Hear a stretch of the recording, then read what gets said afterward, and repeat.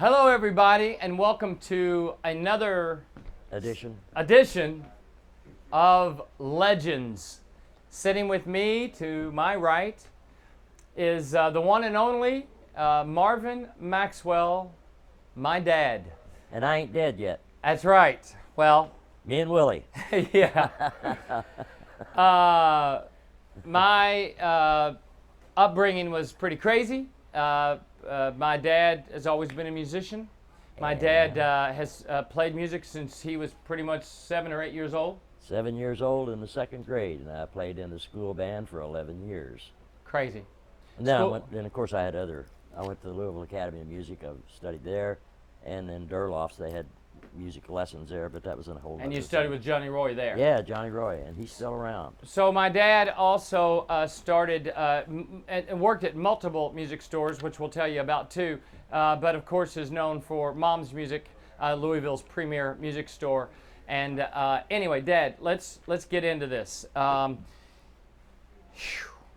Really, it was a strange time. The 60s and 70s was special, and I really feel blessed and lucky to be able to go through that, especially in the music industry in Louisville, because it was just groovy. It was great. It was, there was a good studio there in town at the time, and we could go out there and cut anytime we wanted to, and things were different. You could get airplay, which is impossible to, other than a couple of stations, but I used to be able to walk in a radio station. I'd usually have my hand behind my back, and they knew that I had a record that I wanted to get played, and usually they'd always play it. Right. And I know this is kind of corny, but they would kind of make stars out of you in your area.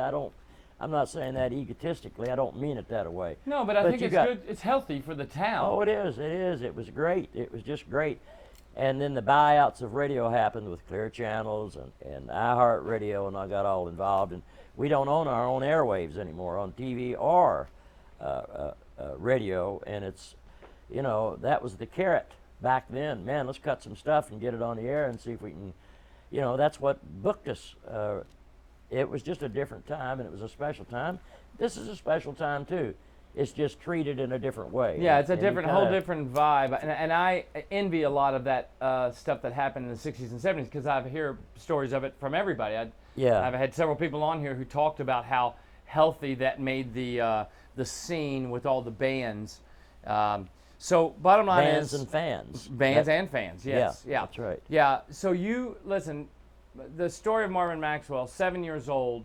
Your mom drives you from Nab, Indiana, in the early 50s, and drives you from this little town in Indiana across the bridge into Louisville to take drum lessons from John Roy. That's right, and she did it not once, but she did it twice a week, because again, I studied at the Louisville Academy of Music on one day, and then she'd have to bring me back a different day the same week, which I'd take a lesson on the drum kit from Johnny Roy.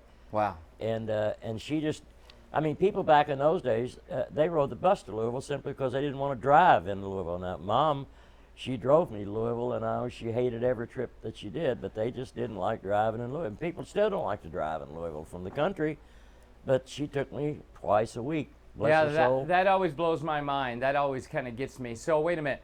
You grow up, you go through high school, you play in high school band, you get out, you join a band, and you working at several different music stores. Yeah, and the success we had usually comes as surprises. A lot of times it's not something technically you worked on, because the Dick Clark thing, that just came out of the air. It just kind of fell out as, you want to what? Well, we went on the road with what young people don't understand, but back then the concerts were as such, in that Dick Clark would take half a dozen groups that had records, most of them big records, and put them on a bus.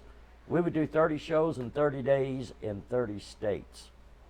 That was tough. Of course, you didn't have to do the driving, you was on a bus, but that was a weird time, and it was really, really hard, but it was well worth it.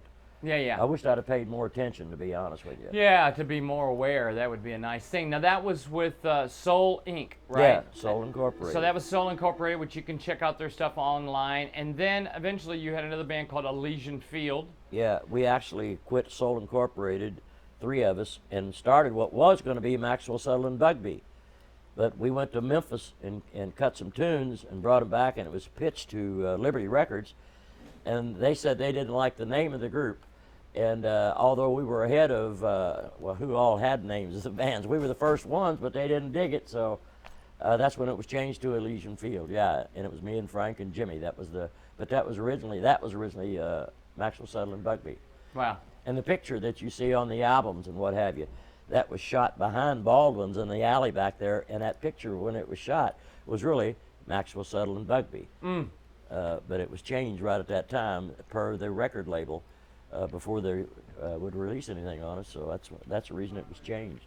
There's more to the story of that. But oh yeah, well we don't have all that much time, but so that eventually rides its course, and you play with everybody in the Blue Sun. I know you played on everybody's records because I see records all the time that somebody go, hey, look at this record, and they'll flip it over and it's like on drums Marvin Maxwell, and I'd never even known that he'd played on these records.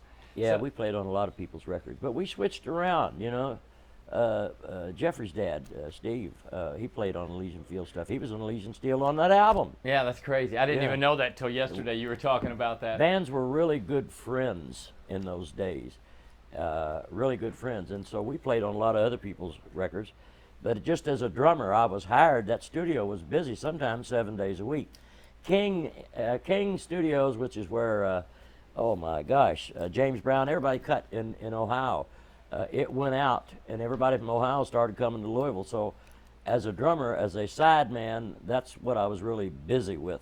Sometimes somebody would come in and an album would have to be done within 24 hours. Wow. So you stayed there till it got done.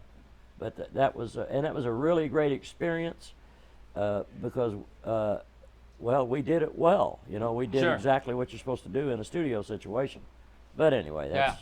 Yeah. So during all that point, you met the best part of you, which is your wife, my mom, Beverly Maxwell. Yeah, I was in love with her then, and I still am more. Unbelievable. She's a heck of a woman, and we went to school together, and that's where I fell in love with her, and it's been that way ever I know since. that exact feeling, Dad. And so let me tell you, and then you had 3 amazing kids, too.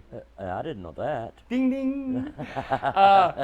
And eventually you said, hey, I probably ought to have something that's a little bit more stable, and you started working at music stores, and you have since that point worked at music stores, and you have one of the best music stores ever, and it's called Mom's Music. Yeah. It's in Louisville, Kentucky on Melwood Avenue right now next to the Melwood Art Center. Mom's Music's been around for how long? Oh my gosh, 80s, 40 years? 40 years. Something like that. But in between there's something that we forget about. Remember, I had a company called Maxwell Systems. Sure, and you built speakers. A lot of speakers, hundreds and hundreds and hundreds of speakers. That was a real trip too. But my friends, we have some in this room actually that are adorning the set. A set of them. We have a set behind you too. The thing is about these Maxwell Systems, my friends will be all over the country, California or Colorado, and they'll take pictures inside a club of Maxwell System speakers hanging in these clubs.